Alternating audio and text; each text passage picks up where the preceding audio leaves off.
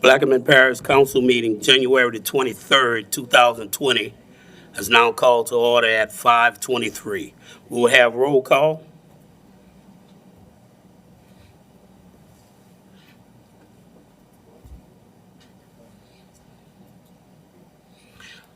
Let the record show that we have 8 present. Mr. Black is absent. We'll move to item 2. There is no executive session. There are no proclamations. The parish president is not available. Is anybody reporting for him? Update by the charter directors.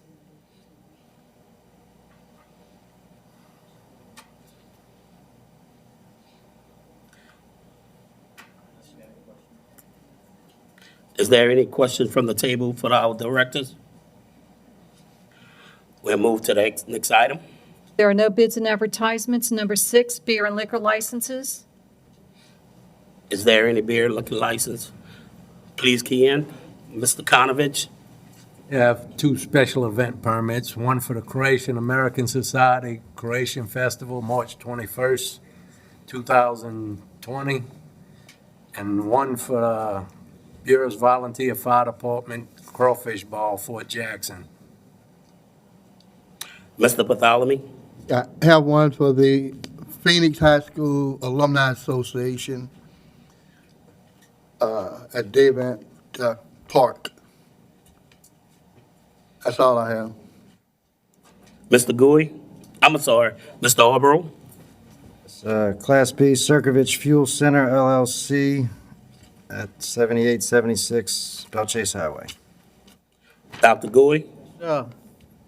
Belchase Tobacco Discount, LLC, 8625 Highway 23, Belchase. That's it. We'll move to approval of the agenda.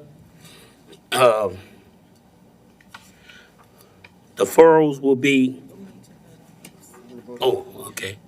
Is there any questions? We have a motion by Mr. Conover, second by Mr. Blank. Is there any question from the table with the liquor license? Hearing none, the machines are open.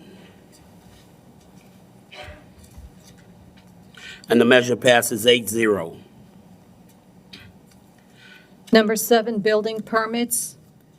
Are we taking 7A1 through 4 in Globo? Yes, ma'am, please. 7A1, Chevron Pipeline Company, application number 2019-711, dated October 16, 2019. Maintenance dredge, existing slip, Empire Terminal, Councilmember Bartholomew.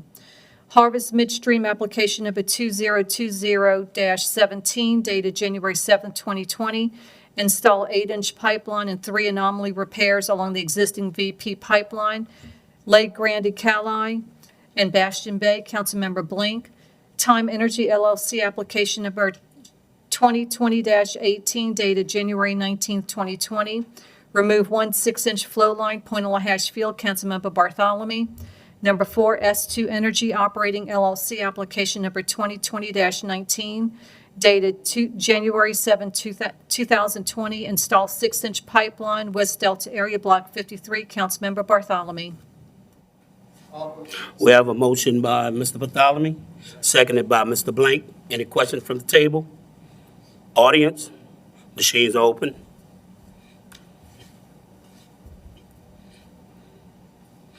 And the measure passes 7 with 1 abstention.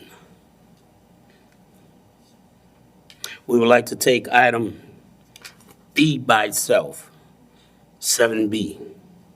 Elmer Peoples, Third Trailer Residence, 634 Buras River Road, Buras, Louisiana. Councilmember Kognovich. We have a motion by Mr. Konovich, seconded by Mr. Blank.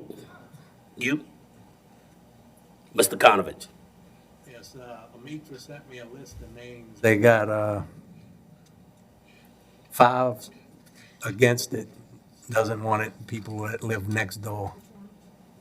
7B.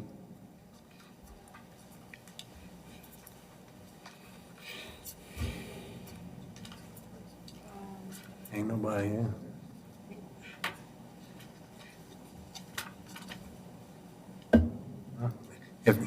See if anybody's here that's for it. Mr. Peoples, Anybody for or against?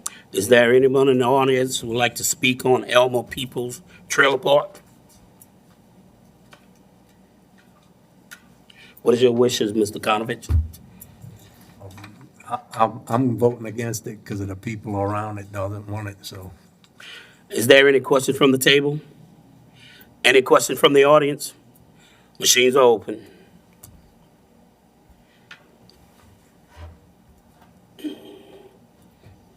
Councilmember Blank.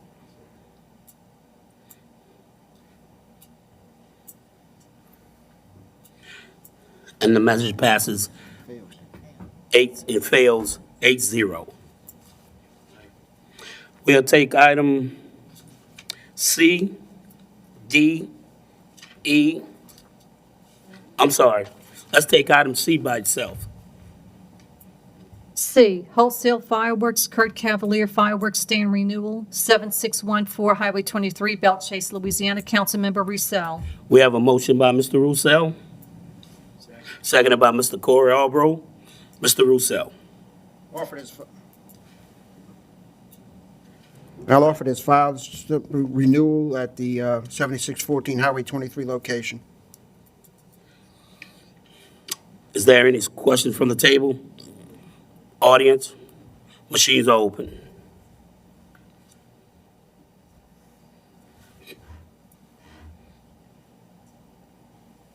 And the measure passes 8-0.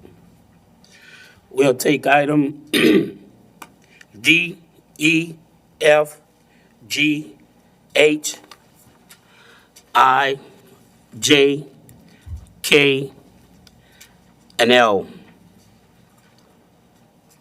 D, Gladys Trailer Park, Rovan Lee Trailer Park Renewal, Gladys Lane, Boothville, Louisiana. Councilmember Koknovich. E, United Bulk Terminals Trailer Park Renewal, 15015, Highway 15, Davant, Louisiana. Councilmember Bartholomew. F, PHI Aviation LLC Trailer Park Renewal, Ernie's Lane, Boothville, Louisiana. Councilmember Koknovich. G, Delta Dragon RV Park, Angie Marjorie Trailer Park Renewal, Finnegan Lane, Venice, Louisiana. Councilmember Koknovich.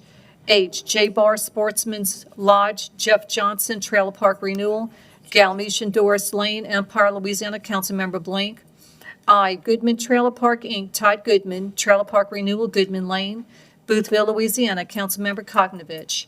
J, Venice Charter Unlimited, Brent Rove, Trailer Park Renewal, Emmets Lane, Boothville, Louisiana. Councilmember Koknovich.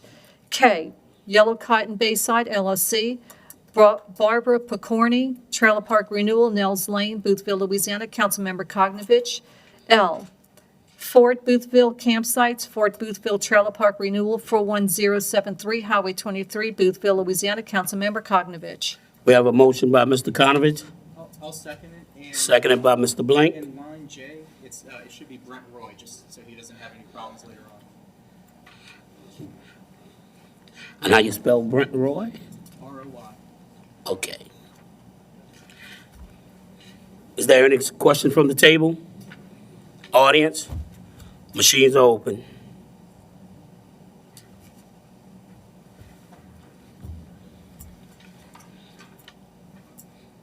And the measure passes 8-0. Did anyone speak to Mr. Black on his? Okay, I'll go to item 8. On a move to approval of the agenda, we'll start with item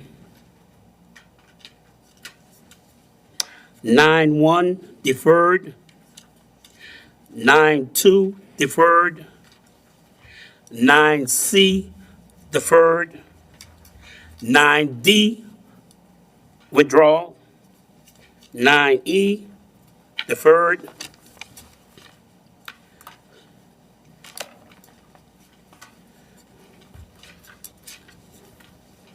10C deferred, and 10H. 1, 2, 3, 4, 5,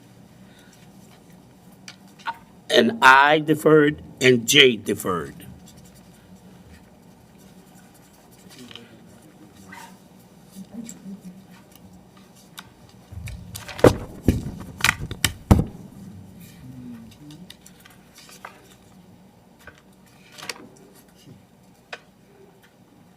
Where's the chest?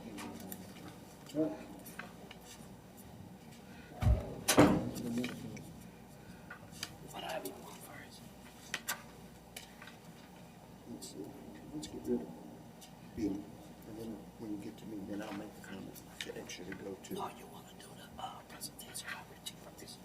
Yeah, well, I'm saying, let's get rid of B, and then when you get to me, I'll ask that we move to your item here, and we'll do the presentation.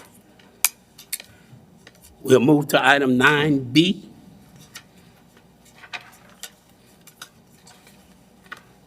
An ordinance to amend and as amended, readopt Plaquemines Parish Code of Ordinances, Chapter 12.5, Grant and Aid Programs to annul, rescind, and set aside ordinance number 488, number 498, and number 511, and otherwise to provide with respect thereto. Well- Changes, please. We have a motion by Mr. Bartholomew, seconded by Mr. Konovich. Okay, the changes are section 12.5-2, item A will read, "No person shall receive any assistance unless all of the following conditions are met." Under item C, we're adding, "No person shall receive any parish aid unless there are sufficient funds appropriated for that purpose." Section 12.5-3 will read as follows. "Any person requesting assistance from the parish aid program shall file an application form created by the parish attorney with the office of the parish president prior to his application being considered, including therewith." In section 1 of, item 1 of that section will read, "A copy of the applicant's state or federal income tax form of the preceding 2 years."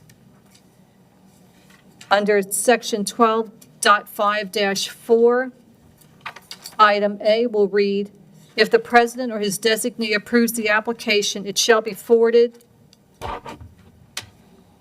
to the internal auditor's office and to the finance department for inclusion in the parish aid program." Section B will read, "If a discrepancy in the application impacting eligibility is found by the internal auditor's office, the president shall be notified of such discrepancy." Item C will read, "In the event the president has denied the application, a member of the council may have an appeal of the denial placed on the agenda for a council meeting, and the council may, by a majority vote of the membership of the council, grant the application and direct the president to fulfill the grant in aid condition on such funds having been appropriated."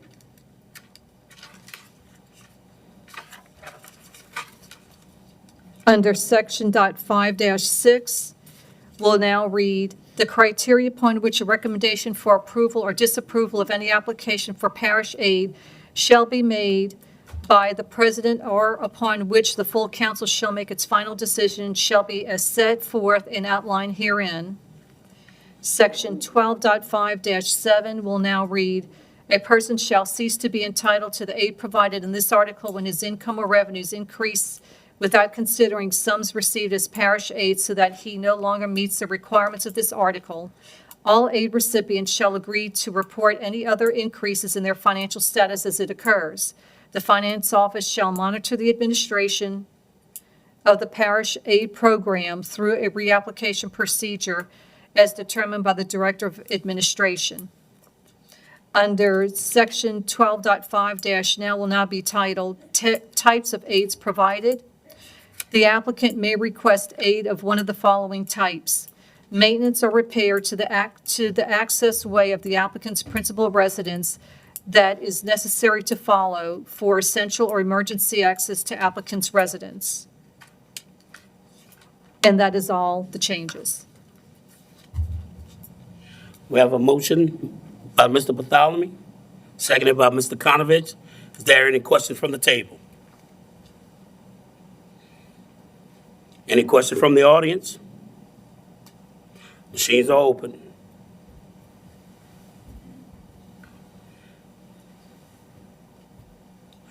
And the measure passes 6-4, 2 against.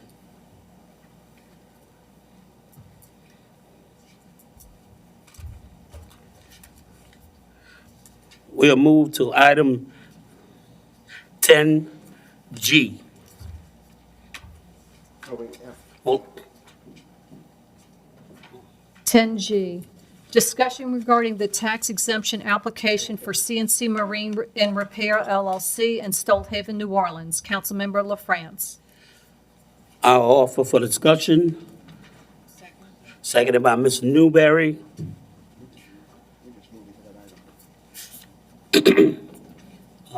Mr. Blank, you want to speak on this item? Sure, I have a presentation. Julie, can you please cue the presentation? Let's get some order on it.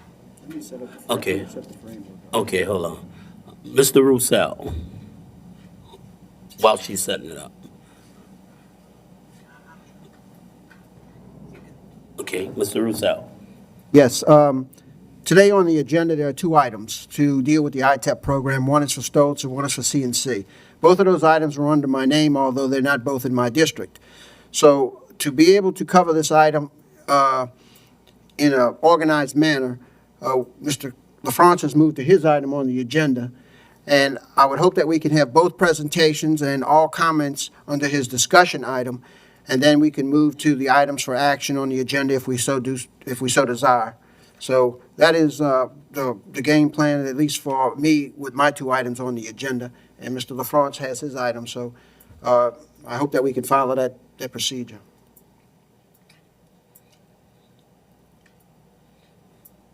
Mr. Blank? Waiting on the presentation to be queued. Oh, it's. I'm coming. I'm coming.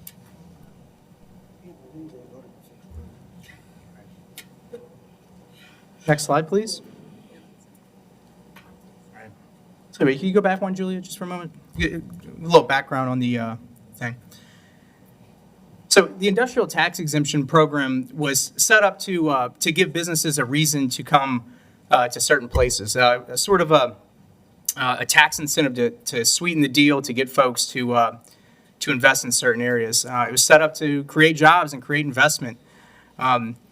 Over the years, what's happened is those industrial tax exemptions have been given at the state level and have sometimes been rubber stamped by a board without any without the local taxing authorities being consulted at all. In short, local tax revenue was given away by the state. Fast forward to today, Governor John Bel Edwards changed the rules a little bit where the local taxing authorities get to decide whether to grant those exemptions or not. Now, automatically, 20% of the taxes are to be paid, with the local taxing authorities being able to give an 80% exemption. This presentation is going to look at the two companies that are seeking further tax exemptions here in the parish. We'll go to slide 1, please. Okay, so we'll take Stolthaven, New Orleans. It's on the east bank of the river in Braithwaite. Stolt is a terminal that unloads specialty chemicals off of tanks coming from all around the world and then ships them out again in different ways. There's a Class 1 railroad that goes into the facility, and it has deep water access. Over the last 10 years, about more than $14 million in tax exemptions have been given to Stolthaven. The new application today, the 10-year cost to the local taxing authorities would be $674,000. Next slide, please. To translate what those exemptions mean when applied to parish government, so there's 5 taxing authorities here. There's the hospital district, the sheriff's office, the school board, the assessor's office, and the parish government. So over the last 10 years, Plaquemines Parish government itself has foregone about $3.5 million in taxable revenue due to these exemptions that have been given at the state level. that equates to about 12 pump station operators. The school board, they had to forego $5.7 million over the last 10 years, which equated to about 12 teachers. In the meantime, the Plaquemines Parish School Board had to actually lay teachers off. The Plaquemines Sheriff's Office would have had given up, not by choice, $3.8 million or 11 deputies that could have been on the street. And our hospital district forewent about $1.2 million, which would have been 5 nurses on staff. Next slide, please. So this is for the proposed exemption. So $674,000 of investment is what we're talking about today for over the next 10 years. Plaquemines Parish government share, when we're one of 5 taxing authorities here, would be $164,000. The school board share would be about $265,000. The sheriff's office share would be about $175,000, and the hospitals would be about a little bit less than $60,000. Next slide, please. So moving across the river to Cnc Marine Repair. Cnc is a specialty shipyard. They do repair work. They build large dredges, river tugs, barges, offshore service vessels, things of that nature. They're located on Engineers Road along the Intracoastal Waterway. You can see them when you go over the bridge, the Bell Chase Bridge, just to the left of the large blue buildings there. I don't have it in this particular slideshow, but about 2/3 of Cnc Marine's taxable assets are currently not on the rolls. So the 10-year cost of the current exemptions there is about $3.6 million, and they're looking for an industrial tax exemption for the next 10 years of about $245,000. Next slide, please. So over the last 10 years, what the Plaquemines Parish government share, what we forewent, we didn't get in tax revenue due to those exemptions at the state level, was $895,000. This information there's an issue here. Anyway. Yeah. Anyway, the school board, what they forewent was about $1.4 million, and the sheriff's office a little bit less than $1 million, with the hospital coming in around $313,000. Next slide, please. And so this is how this equates to across the parish. So our share would be $245,000 that the Plaquemines Parish government, who is tasked with cutting the grass on the levees, digging the ditches, repairing potholes in the streets. That's what we're not going to have available to us to undertake those tasks. I'm sorry, that's the entire parish share. The parish's share is $60,000 for these. The school board's is $96,000, the sheriff's office is $64,000, and the hospital's is $21,000. Next slide, please. Okay, thank you, Julie. Are there any questions from the panel and or the audience? Well, before we move on,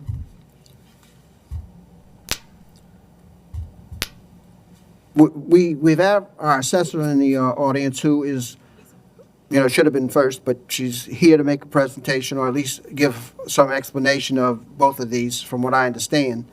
And the 2 items that were handed to me came from the administration, so before I move forward, I'll be asking the administration for their position on both of the items.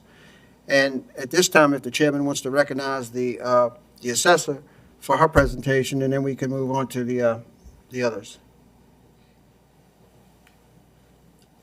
Okay, she already keyed. I was about to say good afternoon, but it's good evening. Yes. I don't have a presentation per se. I have the information that I sent you all with the spreadsheets that have the numbers on them this past week or so, which you should have copies of. I've also got another handout that I will give you that shows what I had a question earlier in the week about what they both pay in taxes. So let me hand those out.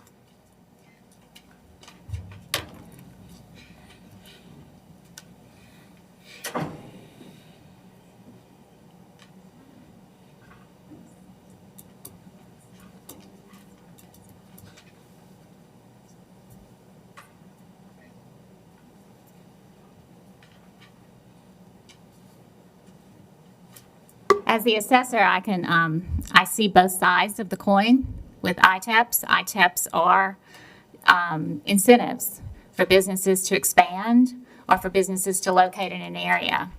And the flip side of that is as Richie pointed out, that there are tax dollars that are not collected because those tax dollars are fed back into or used by that company as part of their expansion or to locate here.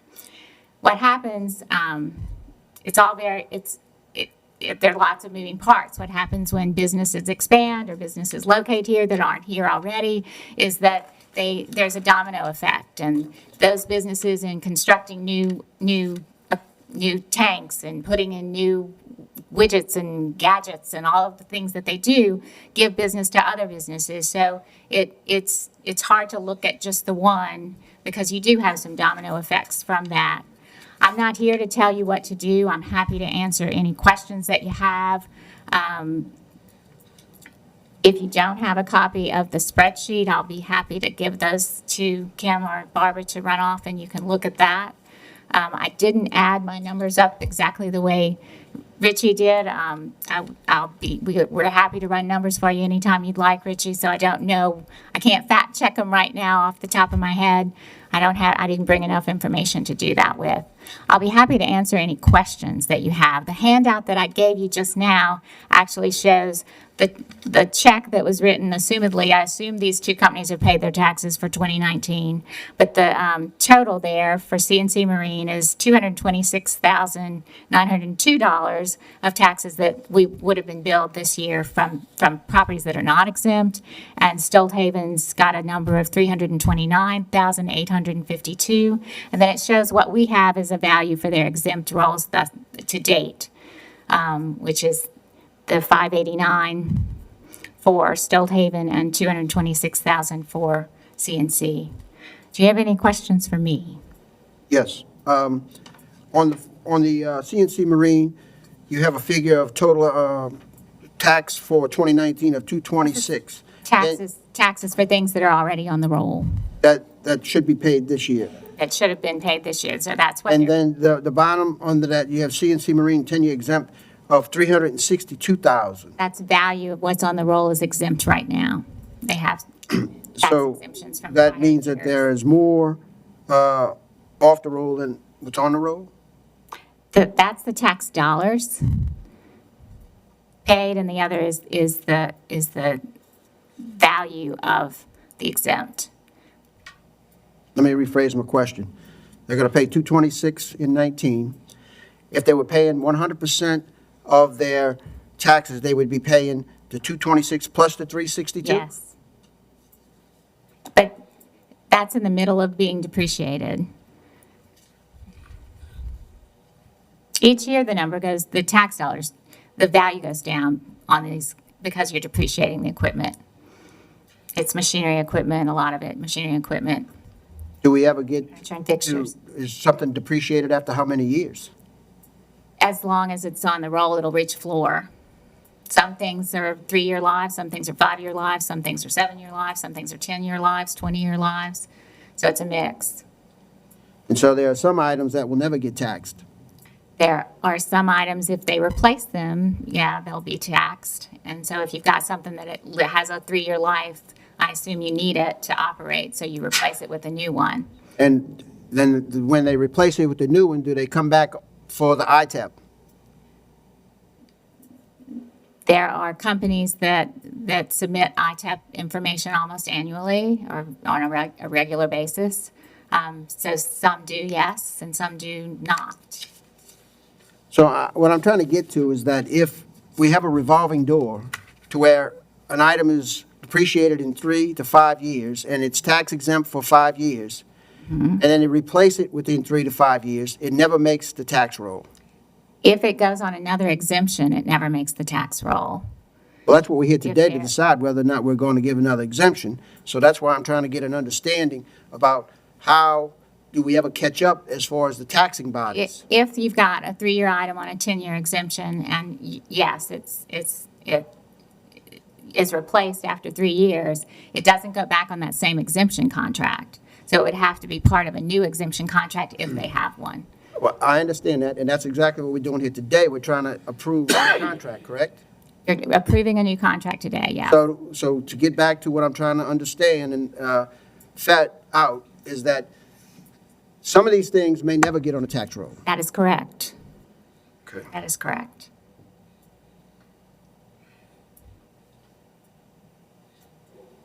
Any other questions for me? Mr. Konovich? Right now, it's a 80-20 if we do nothing. Can we do a 70-30, 60-40? No, there was the executive order, there've been 3 plans. There's been the 100% exemption for 10 years. Then that was replaced for a short time with a plan that the governor had an executive order for that allowed the taxing bodies to pick their percentages of what they would exempt. Now that's been replaced with what we currently have, which is 80-20 or nothing at all. Okay. So you don't have a choice. Dr. Gui? You sent this spreadsheet, Yes. and the way I read or interpret the spreadsheet, now this is for CNC Marine, and then you also sent one for Stoughton. Yeah, you did. And so the total 10-year exemption for CNC, $60,000, which equates to $6,000 a year. Of course, I know the numbers are different, but an average of a 10-year, we would not get $6,000 from CNC, and we would receive around $1,500 of being the 20%. 15,000, yes. Yeah, 16,000. Over the Right. total period. So, $1,600 a year. And then, so those numbers are 10-year, and I think Yes. everybody needs to know that it's a 10-year, it's not a per year. And then with Stoltz, the numbers were 164, I think, Mr. Blink showed that, the 164 over 10 years. Right. And then we would collect 41 Over 10 years. over 10 years. So it's not that every year we would have that number. And those numbers are approximations because the millage rate isn't set for this year, let alone the years to come. Mr. Rosell? And what is the deadline for us approving this?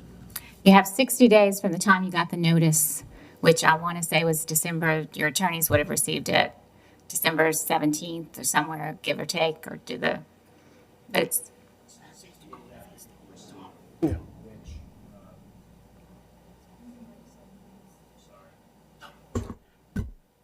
I think I can answer that. If this application, if no action is taken tonight, we can file for one more 30-day exemption on whether or not we want to approve it or deny it. So we already got a 30-day notice. If we don't take action within 30 days, we can file to get another 30-day notice. That's according to the LED rules.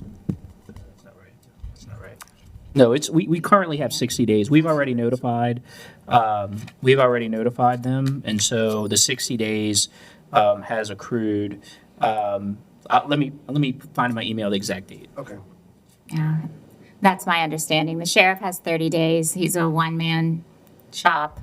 And the school board and the council have 60 days. Has the sheriff made a decision already? I'm sorry? Has the sheriff made a decision? His 30 days are up. And so I don't know whether he didn't do anything or he actually approved, but it's one of those two. Thank you. And so an action or no action is 80-20. Is an approval. Of 80-20. Yes. So what we're really talking about today is whether we want to move past the 80 and go to 100. Yes. If you do nothing, you're at the 80-20.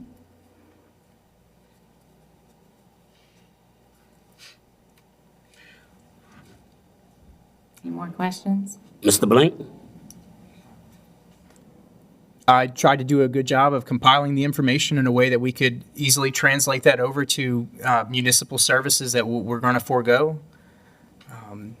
I understand that, we want to have a good business climate here. We want to attract folks. We always want to do that kind of thing. At the same time, we have to fund governmental services, and we have a lot of strain and stress at this table trying to do that.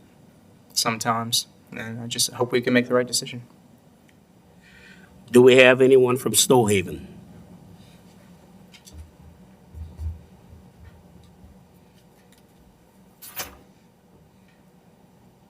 Thanks very much for hearing you guys. Please state your name and address. Philip Watt, General Manager at Stolthaven, 244 English Turn Road, Braithwaite. During the past week, I've had the opportunity to speak to most of the council members. Have been impressed by your wish to do what is best for, Plaquemines Parish. And I understand the difficult position the parish is in.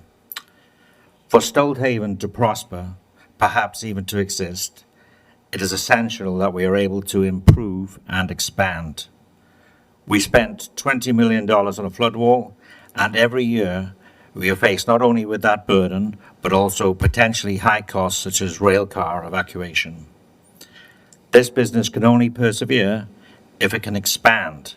There has to be new business to overcome the extra risk and cost. We compete for funds against many other businesses in the Stolt-Nielsen Group. And if one of those is able to make a better case than us, the limited funds available will not be coming our way. The good news is we are winning and moving the business forward. All we ask is that you look at each ITEP on its merit and benefit of the parish. The ITEP has enabled us to be competitive and make modifications that make the terminal safer and generate new business and greater tax revenues for the parish. In 2019, the combination of the inventory tax on our customers and our taxes amounted to $1.5 million. The investment associated with this ITEP enabled us to not only to make the terminal to be a safer place, but to generate taxes for the parish far in excess of the relief given to us. The customers involved in the modifications generated tax revenue to the parish of $216,259 in 2019. The tax exemption is a temporary exemption for initial 5 years and totally ends after 10 years. The total amount, exempt amount in year one was $77,079, far less than the extra tax revenues generated. In addition to the 84 permanent jobs at the terminal, numerous contractor jobs are required. At least 50 contractors are on site every day. Every year, we spend money with local vendors. Last year, vendors in Plaquemines Parish received in excess of $1 million from Stolthaven terminals. I have the support of our parent company in expanding this business, and we are continuing to expand and even double the size and consequently the tax revenues from the terminal. We're even looking at partnering with complementary businesses adjacent to the terminal, some having the potential to generate many extra jobs. And I ask your support into continuing this growth, which will benefit us all, because the existence of this terminal will depend on this. It may not end straight away, but it definitely will decline through lack of investment, because everything makes a difference when you're on such narrow margins. Thank you. Thank you, Mr. Phillip, for the comments. Is there anyone else from the audience?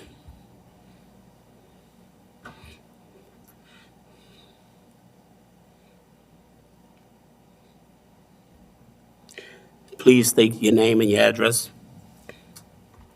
Joel Dupre. I'm the CEO of CNC Marine, and I live at 5024 Magazine Street in New Orleans.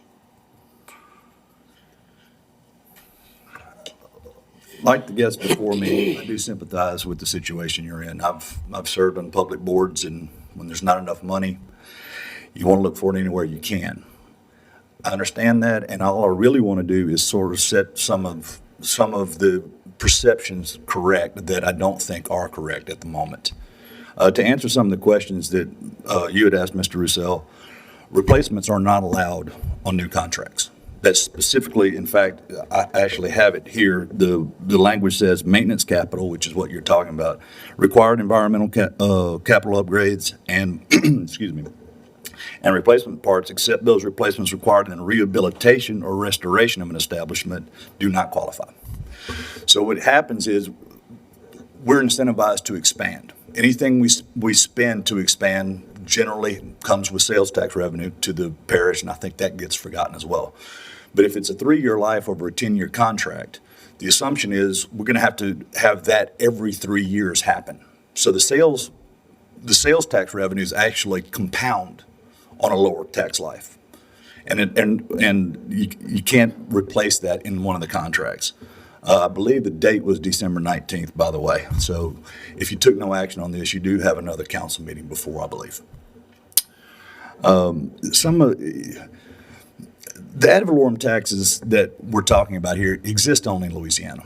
Our competitors that we have, particularly in our industry, I'm not sure about Stoltzhaven, but our competitors in Texas, Mississippi, Alabama, and Florida are not burdened with this tax. I think that was part of the original concept of this with LED. The previously presented data that Mr. Blank has is not accurate. I don't know where it came from. I don't doubt your veracity. Sort of the job creation is the main one. I've got our payroll numbers. I don't know where only 33 came from. I think that was at the previous meeting. You had that number. But we've got 75 direct jobs that we've increased since 2010.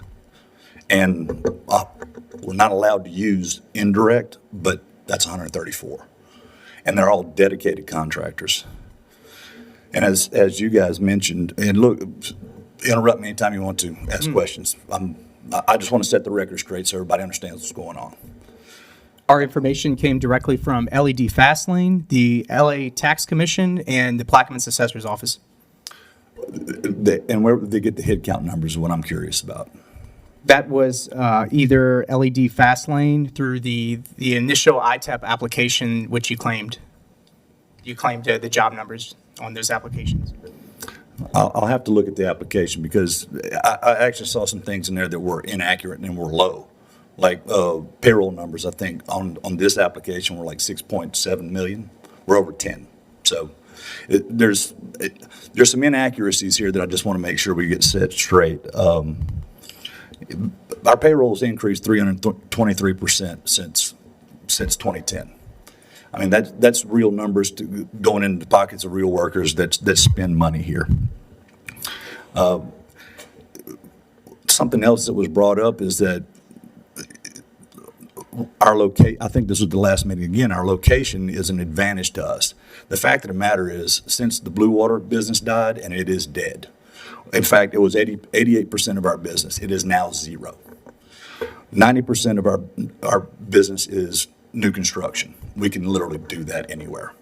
We prefer to do it here, and honestly, with good faith in this program going on, we've expanded here. In fact, we've expanded greatly here if you've seen our facility.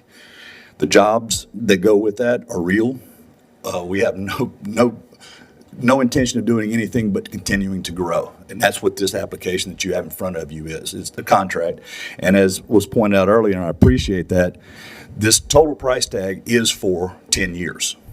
What you're really voting on is about $34,000 a year.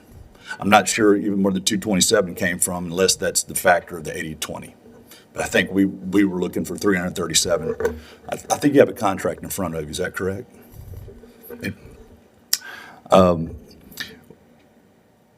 What is, and my final point, and I don't want to belabor this too much, but the sales tax effect is being ignored here. We're contemplating a $12 million expansion in 2019. Just using very conservative numbers, about 60% of that $12 million will be materials. That will be delivered to Plaquemines Parish at the sales tax rate. Any of the equipment that goes in there is delivered at the sales tax rate. So the sales tax revenues far exceed anything you're going to get in ad valorem taxes on these expansions.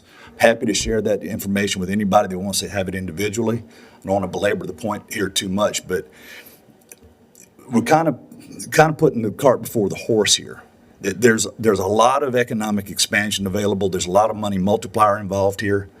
And the fact of the matter is, and I think the most salient point in all of these discussions that I've heard is there's an assumption that we would do this anyway.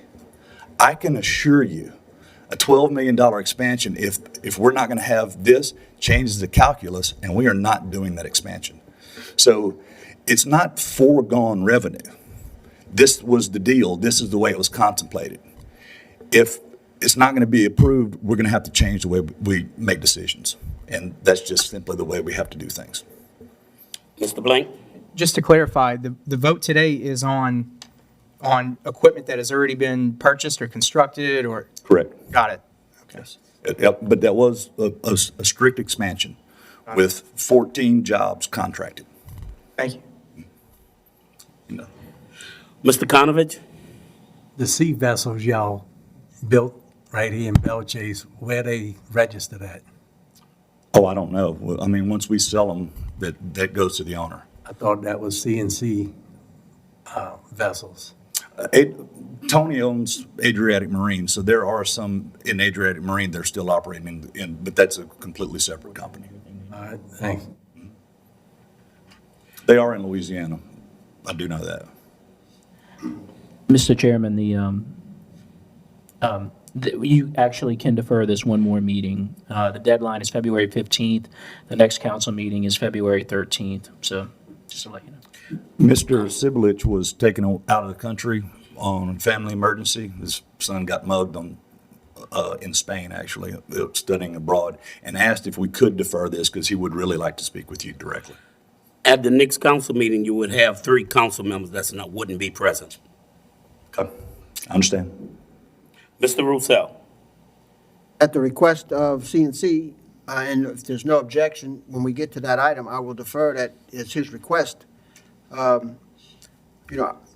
If you ask me if I've seen your facility, I see it every day when I wake up. It's in my backyard. And I watch, and I've had probably more pictures of those boats than you have. But I do know you built a couple of dredges this year.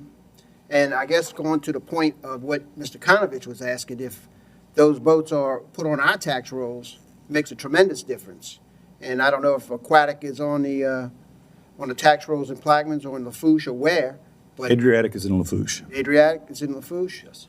Well, to me, and I'm not going to get down this rabbit hole too far, but we have a lower millage than Lafourche, and I can't understand why, if you're looking for every tax break you can, they would not be on the tax rolls here unless you have a sweet deal there with something that I don't know about. I can't speak intelligently to that. I mean, what you're saying does make sense. But that's particularly those boats.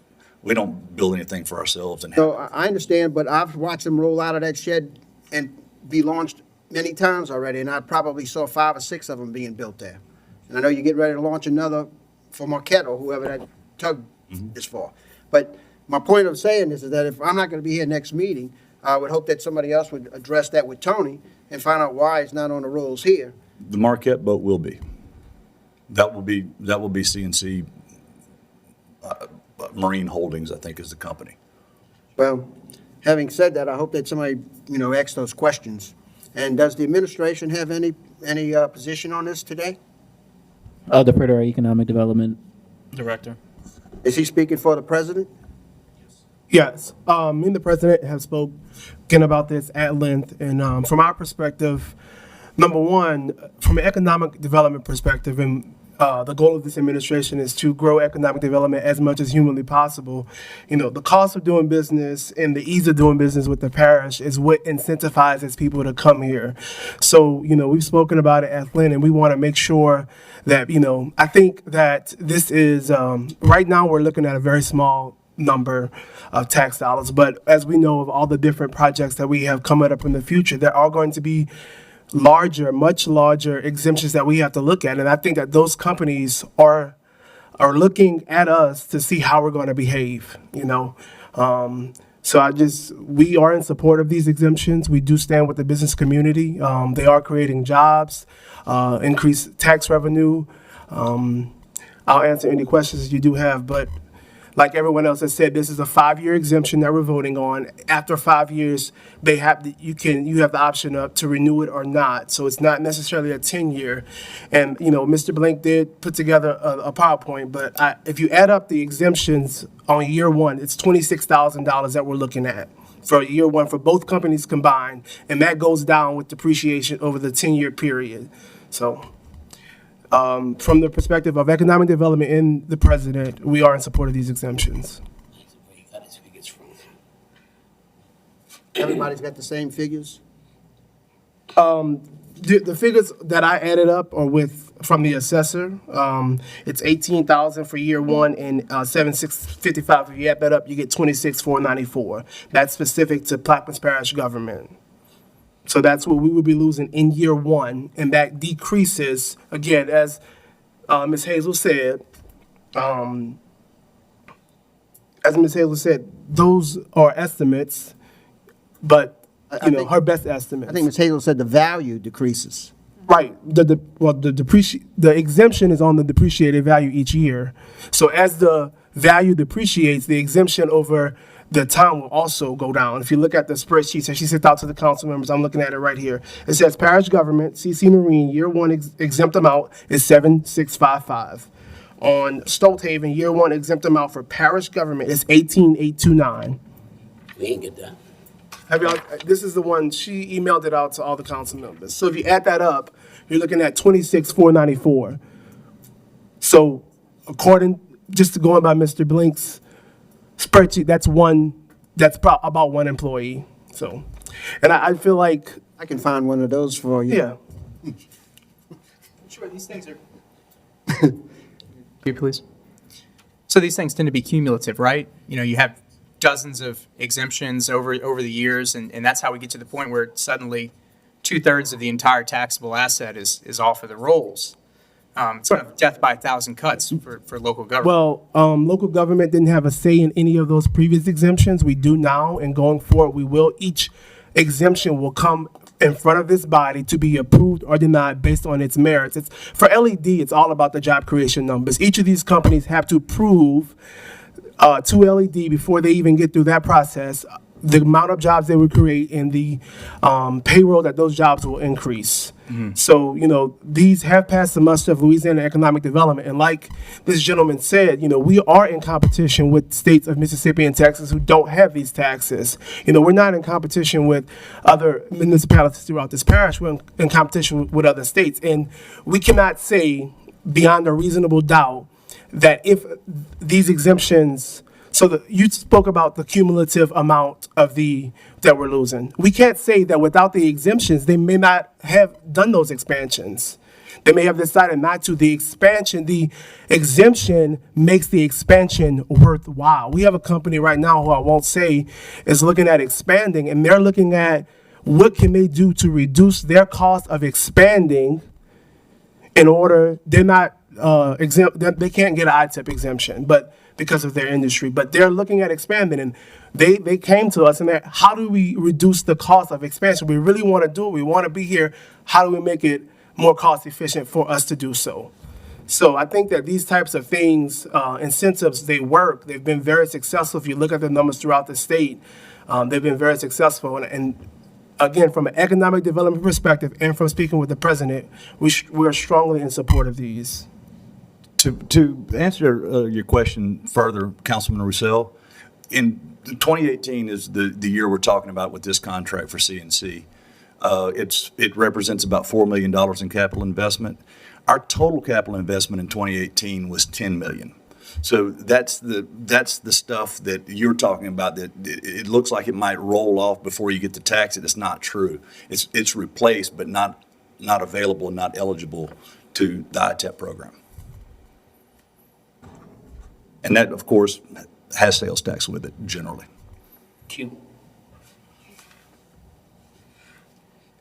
I thank you for your presentation, and I like the boats you build.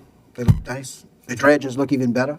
Yeah. But, at this time, at the request of Mr. Siblage, I'll defer this item, but I won't be here at the next meeting because of the Police Jury Association convention that I'll be attending. And I would hope that maybe he would address those issues about trying to put those boats on our tax rolls here in Plaquemines, where he could save a lot more money. Okay. I will address that with him directly. So This item was just no for objection discussion. no objection to deferring that item. I'll move and ask that 9K be deferred if there's no objection.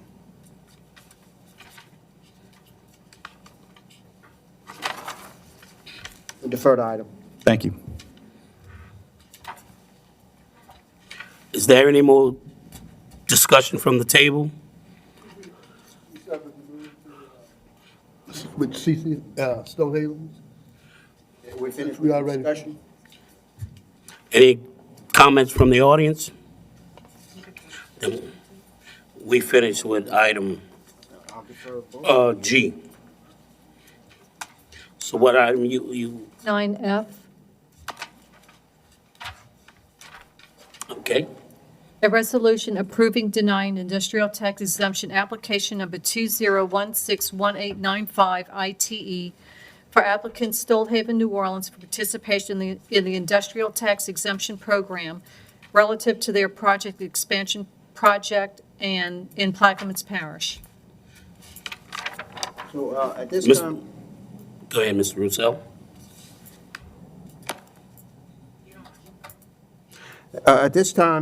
I'll offer X for a second.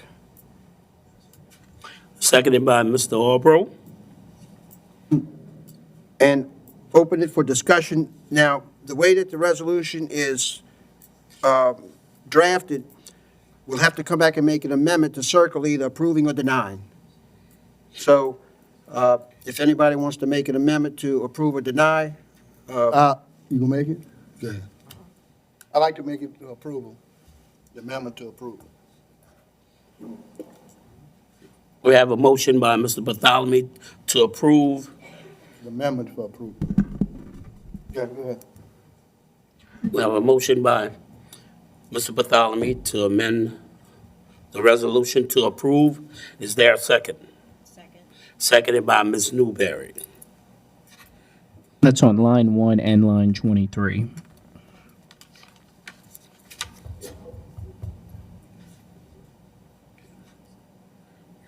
so, I offered, as Mr. Bartholomew has amended it, are there any more? It's up to you, go ahead. Yeah. Is there any questions from the table? Any questions or comments from the audience?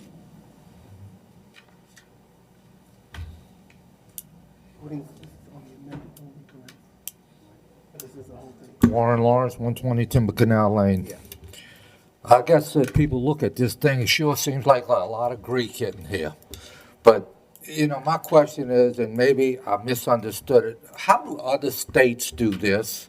Do they give this type of exemptions and, and how is it enforced? I don't quite understand how, you can go back and check on it. One suggestion I have is sort of like they do us with the income tax. You pay it, and then you file at the end of the year on what you did to get some of it back. Ask for a rebate after you prove you did something. I don't know how you can even enforce this. To say, did they hire that many people, or didn't they hire that many people? Did they do an expansion, or didn't they do an expansion? If they pay the tax, and at the end of the year, they prove they did what they said they were going to do, then they'd get a rebate on what they did. Just a suggestion.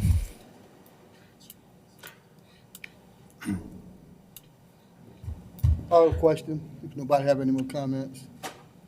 Question has been called for.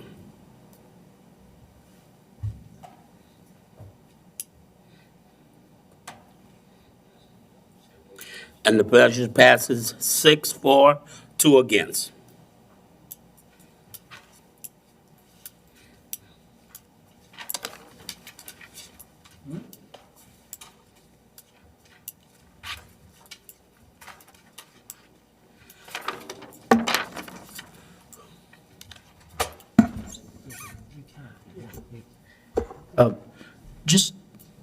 I want to be clear, when you all took that vote, did you vote to amend it and then vote on it as amended? I just wanted to make sure, because I thought The vote was on the amendment as okay. amended. Okay, all right, just Now- making sure. Now you gotta bring the question back as amended.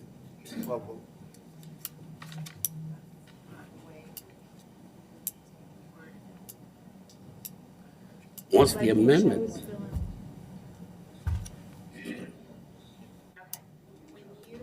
Am I on? Yes. Okay. When you offered it, well, when you chose, basically you filled in a blank when you decided which one. So when we voted, it was to approve, and we're done. That's over with? Right, because it was That's both right. in here, we were just choosing, Either or. right, Right. I got you. yeah. Okay.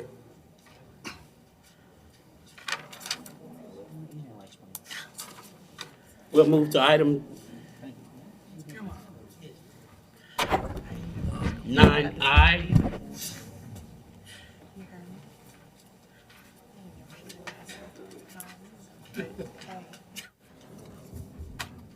Nine I, a resolution assigning office space located at room number blank, Building 600 Parish Government Complex in Belle Chase to the First Planning District Workforce Development Board, a grant recipient of the Louisiana Workforce Commission Office of Workforce Development, and authorizing the parish president to enter into a cooperative endeavor agreement with the First Planning District and otherwise to provide with respect thereto.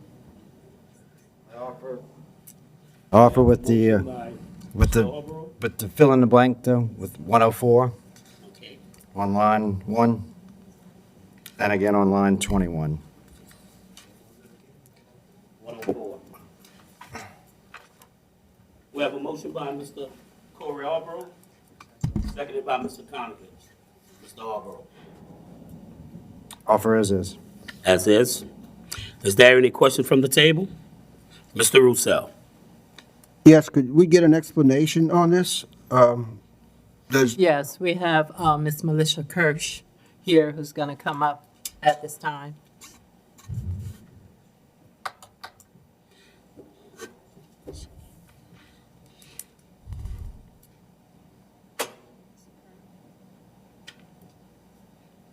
Thank you. Good evening. My name is Melissa Kirsch. I'm the Executive Director for the First Planning District. We are a workforce development board that is mandated by federal law, the Workforce Innovation and Opportunity Act. Some of you all I see some familiar faces here, may remember CETA program, JTPA, Mr. Rosell, Workforce Investment Act. So we've been around for a very long time. This is actually Jennifer Barnett, our Director of Operations for our career centers. So just to give you all a little history, many years and up until Hurricane Katrina, we actually occupied some parish government space down in Port Sulphur. It was actually right in front of the high school there for many years. And so our role in the community is to provide workforce and training activities on both sides, job seekers and businesses.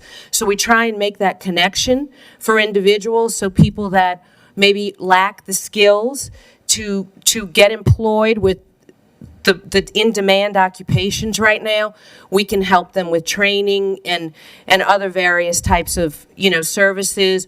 We help them look for work. We can help with resumes. On the business side, we can help them with training employees and things of that nature. So after Hurricane Katrina hit, for obvious reasons, there wasn't a spot for us within a parish government facility. So we actually were able to rent some space over on Engineers Road. It wasn't the most ideal, but it worked. We stayed there for many years, and then we were faced with about 5 years of some pretty significant budget cuts. But since then, and so we had to close that center. But we do have centers right now in St. Bernard Parish and at Nunez Community College, and then we do occupy some space in a St. Tammany Parish government facility in Slidell. So our hope was, we do serve residents still and businesses here in Plaquemines Parish, but it would be much easier if we could have a presence here in the parish. It would make it a lot easier for us to see individuals. They do come and see us in St. Bernard, and one of our partners in Jefferson also serves those individuals. But if we could get back into the local area, it would make it a lot easier for us to help people. So that's basically, we met with the previous administration and they were trying to find some space, but as you all know, the government complex was still in there was a lot of construction going on. And so we did reach out to the current and asked if there was a small space for us to have. We have one staff that we just hired that we'd like to put in that location, and we have another person that's going to act as our business service representative for both Plaquemines and St. Bernard parishes. so what exactly building is this? Building 600, where civil service used to be, where recreation is now. Okay. So it's already renovated? Yes. And it's small, but but it'll work fine for us. We think that we could put a few computers in there for individuals who need our help and need to look for work. We just want to be able to be more accessible. And so people are going to be coming to see you to look for jobs and register Yes. for jobs? Correct. And companies are going to be contacting you to list jobs Yes. And we hope to even plan a job fair in the very near future. at that location? Probably not. No, we might use the auditorium or try and find another suitable location to have that. And so all we have in there is recreation now? Recreation in the buildings department. And the CEA that you're going to draft, it has compensation? Yes, they're providing us $500 monthly rent for the use of that space, in exchange for all the services they're offering our citizens. So it passes the Cabela test? It absolutely passes the Cabela's test. Mr. Bartholomew? Yeah, what about the Popich building, the second floor? Nobody's on that at all. And it's along the main highway and accessible to everybody close. Don't be laughing. This is very serious stuff. See, I don't understand that. Here, we're trying to communicate to offer people an opportunity to seek employment throughout the whole area, the parish. And when people travel, the easiest way to get there is right off of 23 to making a loop all the way to the back. But if it's not feasible, I understand that. And that's all I'm looking out for, is the people that travel have to travel and come this way. That's just my comment. Mr. Konovich? We also have the council building behind the auditorium in Belchase if you're looking for an office. We're open. If it's crowded in the back. I understand. We were hoping we'd be able to put up a couple of signs to get people back there for sure, but we didn't have that conversation quite yet. But we certainly want to be accessible, so The sign department will certainly put up a sign. thank you. Is there any more comments from the table? Audience? Machines are open.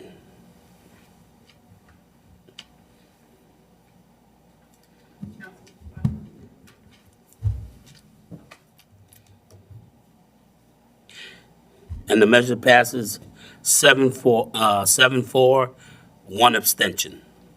Thank you all very much. Thank you. We'll move to item 9G. An ordinance to amend the 5-year capital improvements plan, water line replacement, Highway 39 project, and otherwise to provide with respect thereto. We have a motion by you, Mr. Rosell. This was offered on behalf of Mr. Bartholomew. I'll offer. We have a motion by Mr. Bartholomew, seconded by Dr. Gouy. Mr. Bartholomew. Yes, I passed out a copy of the breakdown of the water problems on the East Bank and the engineering design work that was done, and it's about the cost of everything that needs to be done, even though that the money we're requesting won't solve the problem, but it may alleviate the problem from what happened a couple of weeks ago when we had a fire on the East Bank in that area where we couldn't hook up 2 fire trucks to fight a fire. And it was a three-story home that was destroyed because of the fire. And the reason was that we didn't have enough water pressure. We didn't have enough water pressure at the time. And how I know that, I was there at the scene, I was on the fire truck, and it is a serious problem. It's been going on for years and years. Now, I think we need to do whatever we can to close that gap much as possible. That's all I'm asking for the people on the East Bank, especially northern end, that we give them some relief and opportunity to have protection. Mr. Rosell?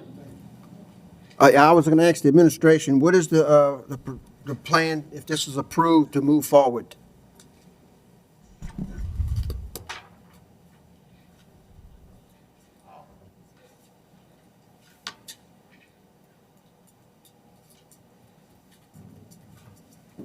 Waiting on you, boss.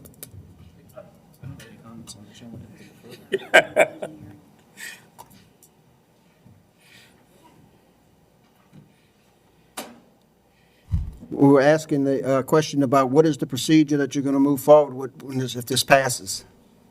The director's not here. It made my recommendation to defer this till the director can be here and comment.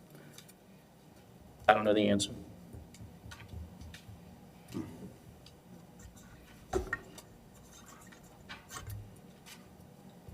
It's up to Mr. Battaglia.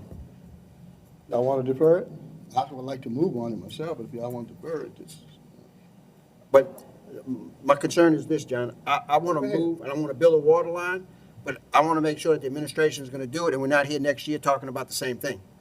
That's, I don't have a problem. we've got to get buy-in on a couple of issues on this type of work. Like if they're going to follow the ordinances that are on the books now for professional services, and you have no answer on that, correct? Yeah, I mean, the administration's recommendation is we defer this until I can speak to the director of Public Works and in the engineering department. I'm gonna defer this, but then we know that this was on the agenda. It's not like we just brought it here today. It's been laid over 2 weeks. And I honestly believe that the administration had any severe problems with it, it would have been made known.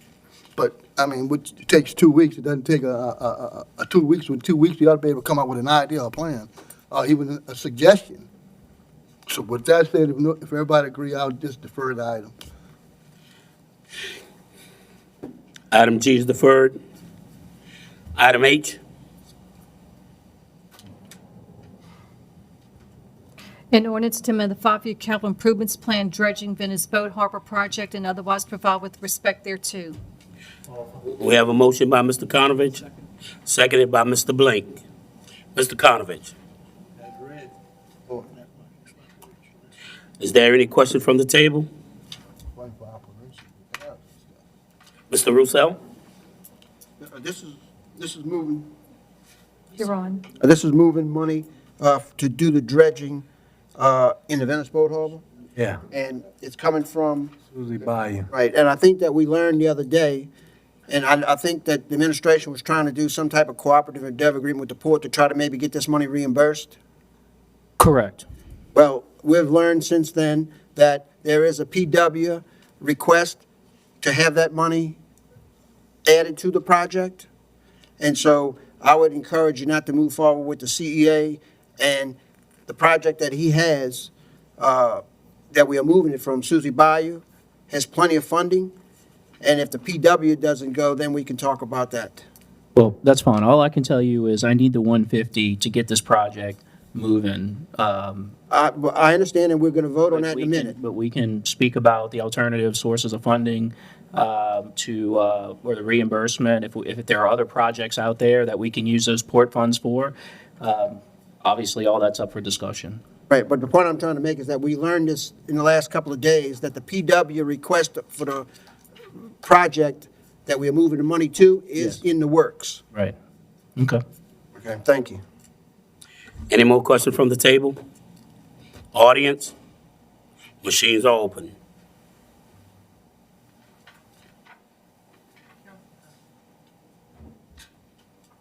And the measure passes 7-4, 1 against.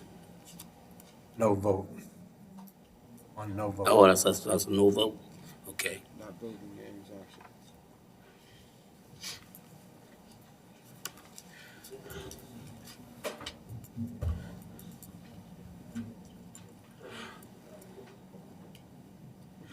Item J.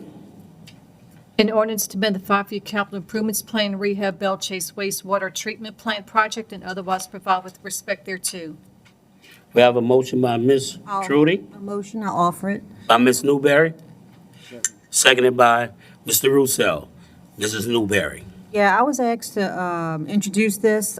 This is money for an inspector to be present on the job of the water project that's being under construction right now. That's all I know.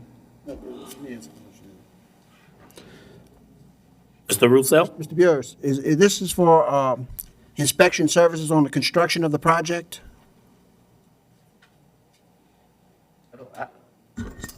I did not go over these capital outlay projects with Mr. Eppley, so unless the other director knows. This was Mr. Eppley's statement to me, was that money was needed for an inspector that needed to be on the job. And the reason I raised the issue, if that's what it's for, is that I have water line projects as well. And when you start getting into hiring the engineering firm to do the inspection on the same job that they design, sometimes the inspection services could be almost as much as the engineering. So what I would like to do is, before we move into contracts to do engineering services with the design services included, that we sit down and talk about perhaps creating some in-house inspectors. And instead of paying $250,000 a year for inspection service to an engineering firm, we can pay maybe whatever the going rate is for an inspector, be added to our inspector department, and save a couple $100,000. I think the administration would be open to that. So that's the direction I'd like to see us go, and if this is what this is for, I'd like to see us talk about it before we pass this. We could defer it. I have no problem deferring it, and we can have a discussion when the parish president returns next week. Thank you. Deferred. Following week, man. Item 9J is deferred. Give you an example. I mean, you got a point. Next item. 9L, an ordinance to amend the 2020 General Fund Manpower Structure Flood Control Department and otherwise provide with respect thereto. I offer for discussion. Seconded by Mr. Konovich. Mr. Russo, would you like to speak on this? Scott?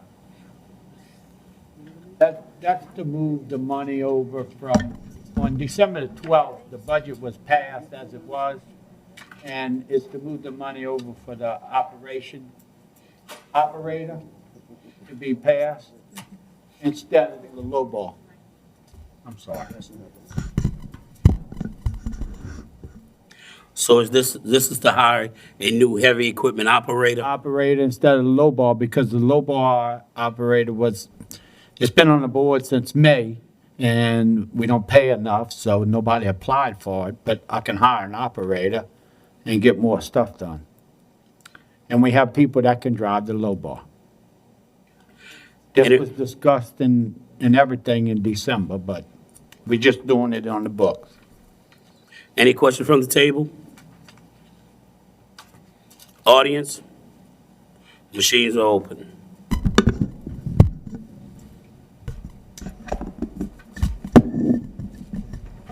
And the measure passes 8-0.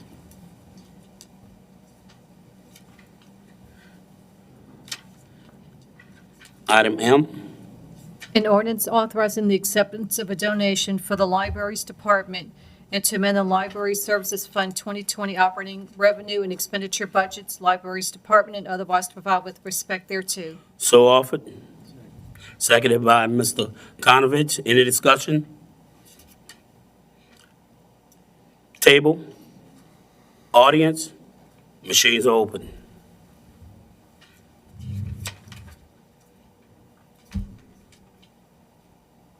And the measure passes 8-0. Item N. A resolution to annul, rescind, and set aside Resolution Number 19-155. So offered. Seconded by Mr. Rosell.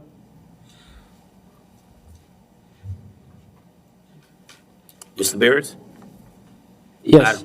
Oh, sorry. Item N. I know you was talking.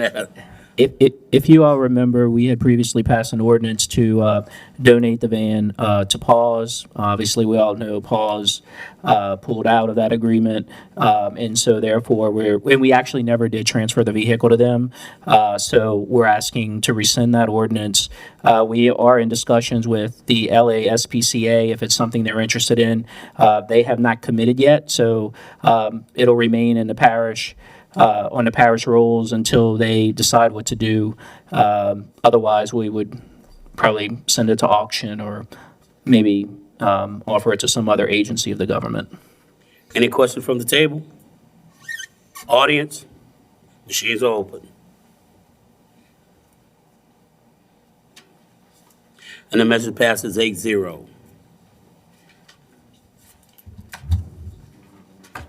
Item O, An ordinance to amend the 2020 manpower structure and operating expenditure budget, general fund, coastal zone land department, and the director of operations department, and otherwise to provide with respect thereto.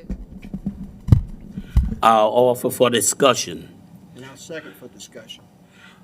Mr. Rosell. Oh, Mr. Blank. Yes, sir, this is for the floodgate, correct? No. This is the land department guy that's over levies. Mr. Konovich. I thought we got rid of him when we moved Don Beshel over to levies. No, this is Don's job. What it was put forward on the December 12th meeting again on the civil service to put him on the civil service, but it's unclassified position. Civil service said no. So the only position that was available in my department, and it's just to move the money over once again. Everything was done. It's just to move the money over from land department to mine to be able to pay his payroll. That's for Don. Yes, sir. Mr. Roussel? Yes, my recollection of this whole situation was the administration came to this table and asked us to create the administrative position for levy management. Is that correct? Yes. And at the same time, when y'all asked us to create the position, y'all said that y'all were going to cancel the contract for the individual that was doing that position now. Is that correct? Yes, it's my understanding that the parish president intends to wind that contract down.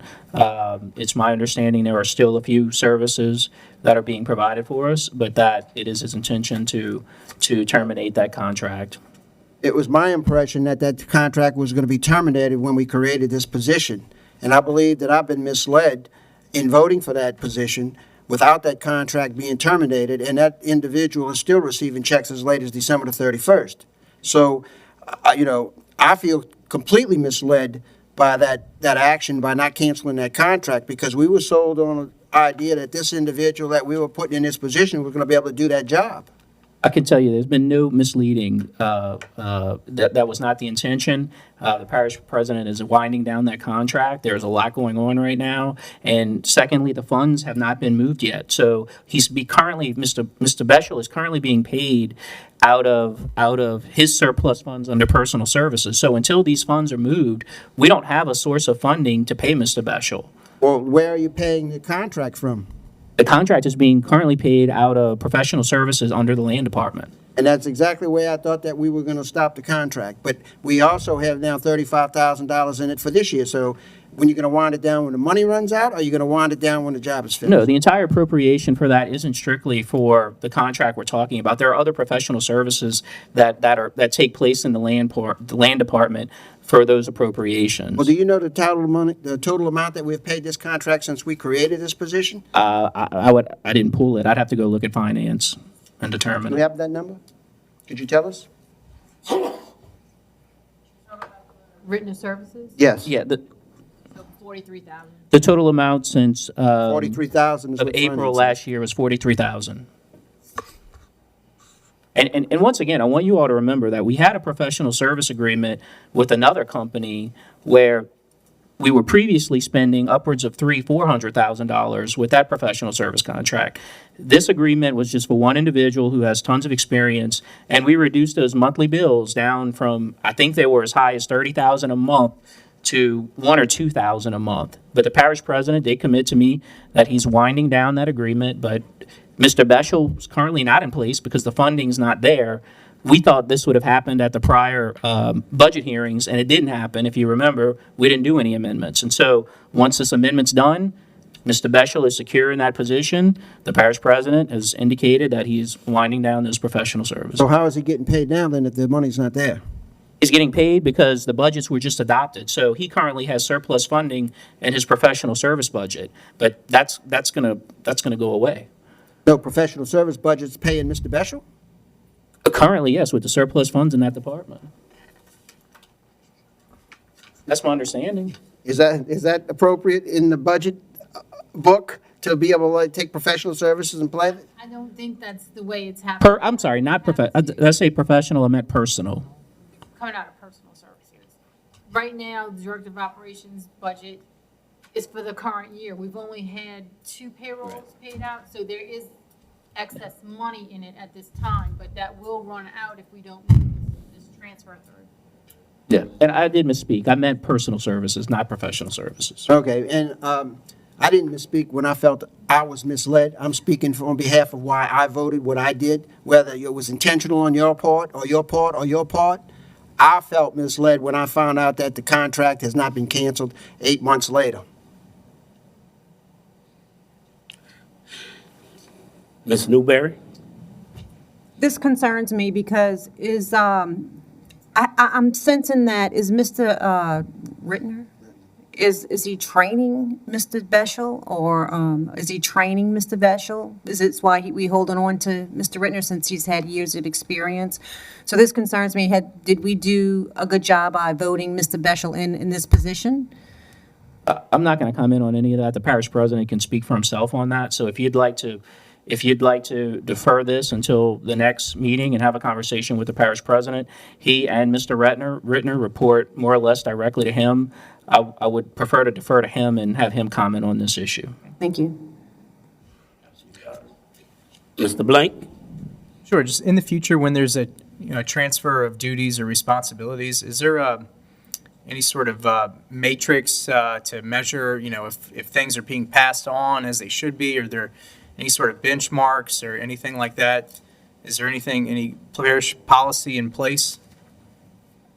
I'll be honest with you, I don't know what you're referring to. These services were previously being performed by a contractor. And Mr. Beschel, as the director of operations at the time, oversaw that. We since suspended those services significantly. Those were the services I was talking about earlier that ran the parish to the tune of $30,000 a month. So those services were suspended in order to bring in Mr. Rittner because of his expertise at a much cheaper rate. Since then, we all know the parish president has made a personnel decision, and so Mr. Beschel is now in this position. And as I said before, it's my understanding that Mr. Rittner is winding down. And what I'm referring to is any sort of specialty position where maybe we're passing the torch, so to speak. Is there any sort of policy in regard to you need to know these things by day 30, these things by day 90, these things by day 60, et cetera, and it could be anything. It doesn't have to be this very dialed in Corps of Engineers, levy, specialty stuff. It could be coastal stuff. It could be administrative spot. It could be, even hiring a tractor driver. There's just certain things that, have to be learned on the job, and just checking to see if the metrics are being met and not just like a year of overlap. Once again, I'd have to defer to the parish president on that. I'm not involved in the day-to-day operations of the levy and land department. Thank you. Mr. Rosell? I'm just going to close my comments with the idea that when I sat here and voted to create the land management position, we asked the question, can the individual handle this job? And the answer was yes, that, we're going to have someone that can do this job and we won't need the contract any longer. And I guess to Ms. Newberry's comment, do we have somebody that can do the job in the position and is going to continue on doing the position, or is he getting trained by somebody to do the position for the last 8 months or so? I will repeat myself one more time. Okay, I would encourage you to call the parish president and have that conversation with him. I don't think they got a phone at the Hilton that I can reach him at, but I'll try. I reach him daily, so he is accessible. Mr. Russo, you remove your second? Yes. This item will be deferred.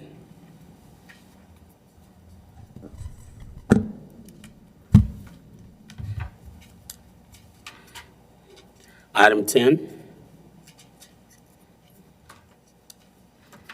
There are no resolutions where suspension is being sought. 10B, District 1 update, Councilmember Bartholomew. Please cue in.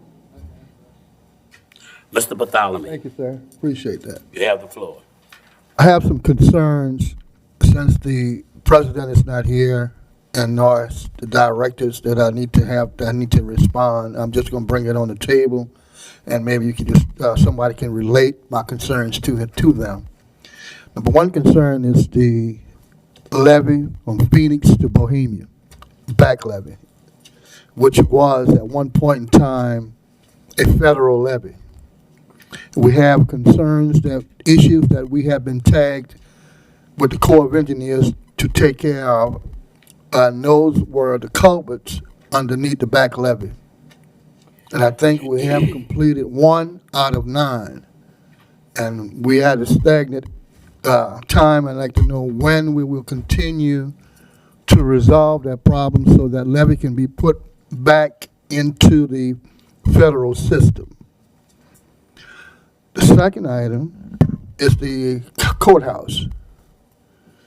We still haven't accepted the building. And if we haven't accepted, that means it's not ready for occupancy. At what point in time will that happen? And when will we be able to put the emergency generator for that building? Because there is no other accessible handicap availability other than the elevators. And I think that's could be a violation, I'm not sure. But that is definitely a concern I have. The other item is Highway 15. We had, when I was on the council when Mr. Rosell was the parish president, we had appropriate the money to do that, complete it, and it never has been. And I didn't know what are the plans that we have to take care of that. We have the president, thank God for some time that he came in and he patched parts of it and it all crumbled up again. So it's not working. The other concern, the last fire rating in the Point LaHashe area, we were at a 10 and now we're at a 5. And that was a tribute to the fire chief, but we still have water problem. We do not have enough water pressure, and that's been ongoing. What are we doing to accommodate that particular problem for water pressure? And the other problem, I'm glad to say that it's being addressed through an resolution ordinance that's coming on, I'm going to be introducing today, that the administration passed on, was the ramps. So I want to thank them for that. That's very much needed for the ferry ramps. So I really thank them for that, getting that on the road. That's all I have at this time. I have some more items, but I think we can work on those right quickly. And I talked to Mr. Scott Rosell earlier about another problem. He said he's going to resolve that, so I'm satisfied with that. So that's all I have, Mr. Chairman. Thank you for the time. Next item. D, District 7 update, Councilmember LaFrance. Mr. Rosell, Scott, I would like to have a report on how many tractors do we have operating. When I say tractors, I mean 15-footers, ditch bank cutters, 8 booms. How many we have operational? How many do we have in the shop? Just give us a report on that. Do you have any comments, or can you let us know what is going on with the grader? It's still in the shop. Yeah. The grader should be, the fella told us Friday or Monday, they put it all back together, they test running it, make sure it's gonna operate properly. And we should be any time between Friday or Monday to pick it up, hopefully. It should. Yeah. Do you, I know you just received this position. When Mr. Bescher was in the position, he had told us that they had planned on getting a concrete crusher to crush some of the concrete that we have throughout the parish. Last week, I had a lady that came into the office, was very passionate about trying to do something with the concrete around that pit and home place. Do you know any knowledge about when the parish is going to rent a crusher to crush some of this concrete? No, sir, I don't. Mr. Besser was here at the time. He hadn't discussed that with me, but we'll look into it. Okay, please give us an answer. Thank you. Hold on. Mr. Lawrence? Warren Lawrence, 120 Timber Canal Lane. One question I had was, I know last meeting, they approved Woodland Borrow Pits to have a new permit issued for there. And I just brought it to Mr. LaFrance's attention that they are now taking mud from the borrow pits at Woodland and delivering it to the diversion project. And the ordinance is specific in saying it's to be delivered only or sold to only to levy projects. And I don't know, my question is, do you consider the diversion a levy project for our parish? I question legality of that mud being sold out of a borrow pit to the diversion project. Mr. Beers, could you please look into that matter? Yeah, if you want to contact my office, I can get some more information from you. Thank you. We'll move to the next item. I'm going to defer item E because the president's not here. Hold on, you got a cue. Item F, District 8 update, Councilmember Blink.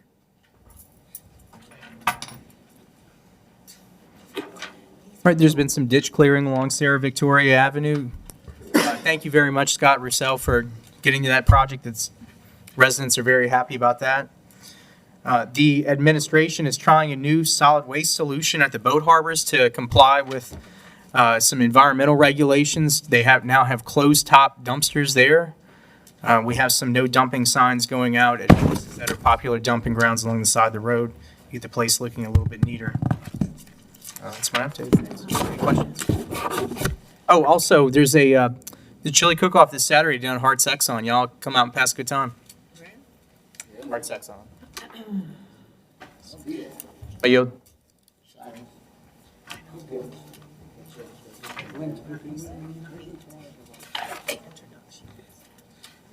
Okay. Next item.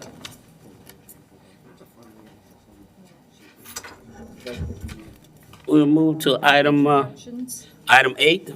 Introductions of ordinances and resolutions. Ms. Newberry?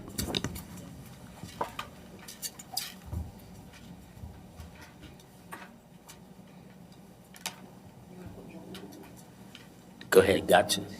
An ordinance to amend and as amended, readopt the Plaquemines Parish Code of Ordinances, Section 2-17, Rules for Transaction of Business Before the Council, Chapter 1, Meetings of the Plaquemines Parish Council Rule 1, to rescind, annul, and set aside ordinance numbers 19-158 and 13-165, and otherwise provide with respect thereto. A resolution authorizing, directing the parish government to prepare and submit a pre-application to the statewide flood control program for assistance in the implementation of a project for the purpose of reducing existing flood damages, providing for the necessary documentation of said flood damages, and otherwise to provide with respect thereto. That's it. Mr. Bartholomew? Mr. Bartholomew's next, I'll read his intros.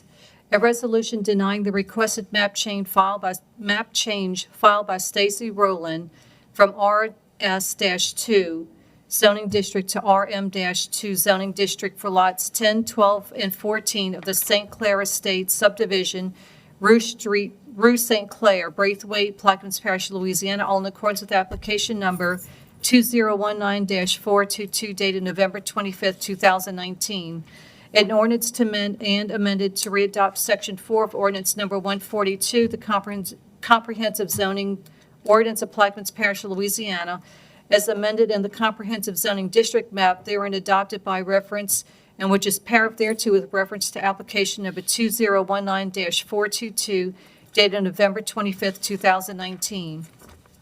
An ordinance to amend and amended to readopt Section 4 of Ordinance Number 142 of the Comprehensive Zoning Ordinance of Plaquemines Parish, Louisiana, as amended in the Comprehensive Zoning District Map therein adopted by reference and which is paragraph thereto with reference to application number 2019-419 dated November 25th, 2019.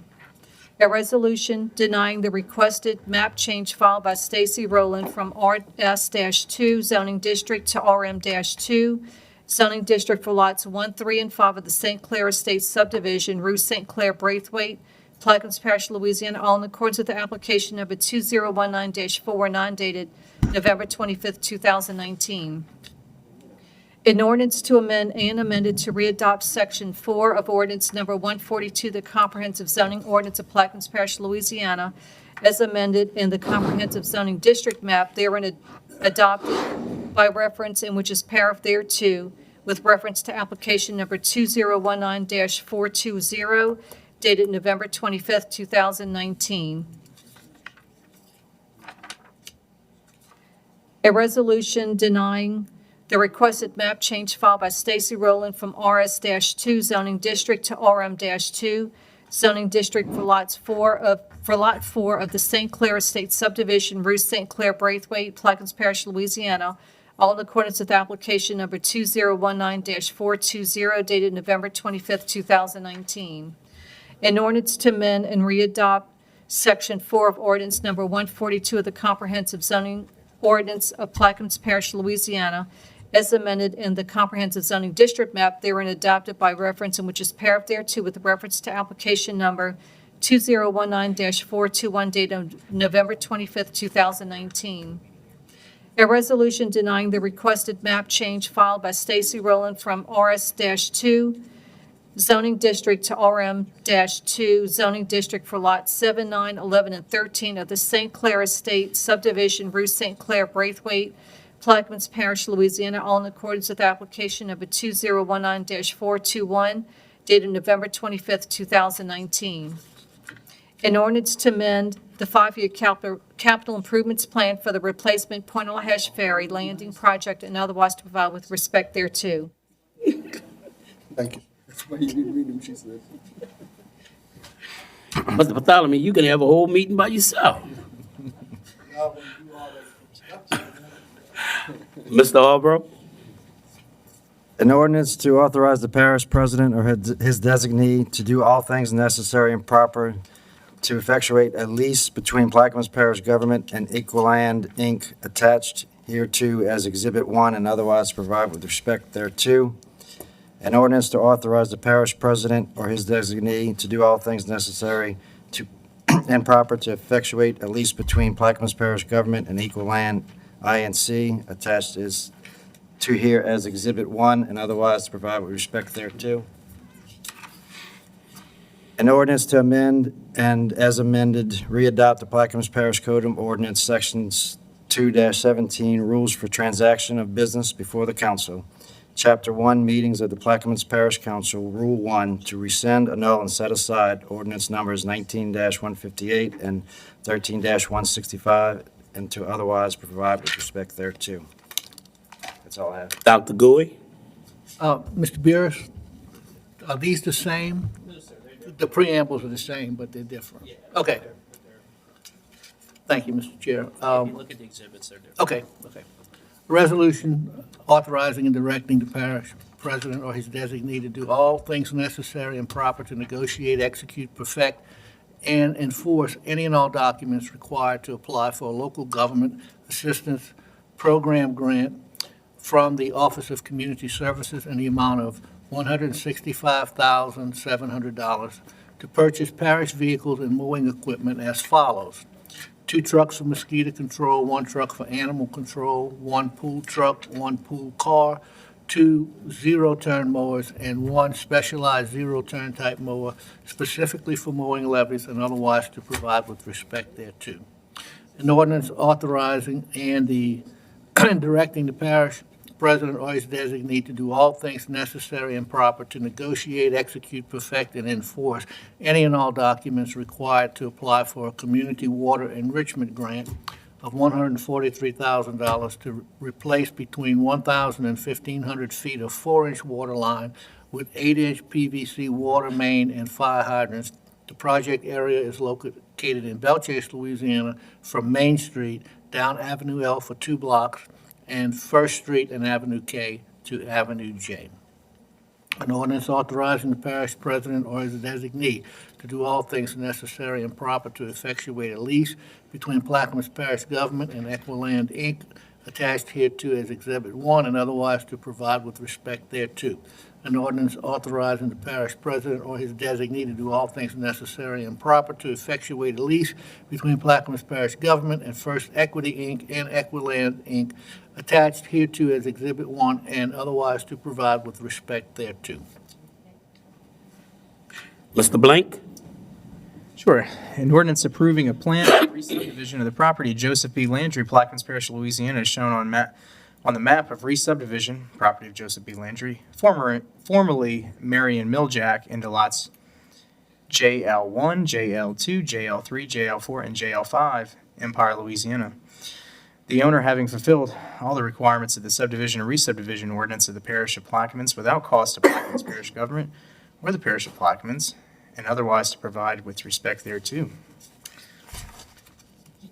A resolution approving the request for a conditional use by High Performance Services / AT&T Mobility to construct a self-support telecommunication tower in an A2 rural or agricultural zoning district located on a portion or parcel number 1051550 Highway 23, Naomi, Plaquemines Parish, Louisiana, Sections 7 and 8, Township 16, Range 24 East, all in accordance with application number 2019-424, dated December 10th, 2019. Mr. Rosell? An ordinance authorizing the parish president to do all things necessary to acquire drainage servitude at no cost to Plaquemines Parish government relative to the property at the Belle Chase Mobile Home Park, Cedar Grove, Louisiana, and otherwise provide respect thereto. Mr. Konovich? Resolution denying the request for conditional use to Vulcan Construction Material LLC for open storage of construction material and aggregate supply as the southern portion of parcel number 1176225, Highway 23, Myrtle Grove, Plaquemines Parish, Louisiana, Section 10, Township 17, South Range 25 East, in accordance with the application number 2019-425 dated December 16, 2019. A resolution approving the request for a conditional use to Vulcan Construction Material LLC at the same location, same date. An ordinance authorizing the parish president or his designee to do all things necessary and proper to infutiate a lease between Plaquemines Parish government and Alliance River Properties attached herein as Exhibit 1 and otherwise to provide with respect thereto. An ordinance authorizing the parish president or his designee to do all things necessary and proper to settle and compromise the case Dentia Flores versus Plaquemines Parish Government, 63-779, amended 2020 General Fund Operating Budget, Expenditure Budget, Legal Judgment Department, and otherwise provide with respect thereto. A resolution authorizing the parish president to initiate litigation on behalf of Plaquemines Parish Government against Seabell Awning to seek any and all damage and relief it is legal entitled to, otherwise to provide with respect thereto. An ordinance to amend and as amended readopt ordinance 19-160 and otherwise to provide with respect thereto. An ordinance to amend and as amended to readopt section 6 of ordinance number 142, the comprehensive zoning ordinance of Plaquemines Parish as amended and the comprehensive zoning map therein adopted by reference and which is thereto with reference to application 2019-423 dated November 8, 2019. A resolution denying the map change filed by Gateway to Delta Holdings from Rural A2 to zoning district to mobile home zoning district for property designated as a portion of parcel number 1673060, fronting Highway 23 in Giordano Lane, Bureau, Plaquemines Parish, in accordance with application 2019423, dated November 8, 2019. An ordinance approving a plan of subdivision of Lot 7, Eldridge Johnson Division, Bootville, Plaquemines Parish, Louisiana, into lots 7AB, 7AA, as shown on the plans of plat of surveyed by Dufresne Survey and Engineering Incorporated, dated June 4th, 2019. The owner have fulfilled all requirements of subdivision and re-subdivision ordinance of Plaquemines Parish without cost to the Plaquemines Parish government or the Plaquemines Parish, and otherwise to provide with respect thereto. Thank you, Mr. Konovich. We'll move to item 11. Approval of the minutes from the January 9, 2020 regular meeting. We have a motion by Mr. Bartholomew, seconded by Mr. Albro. Machines are open.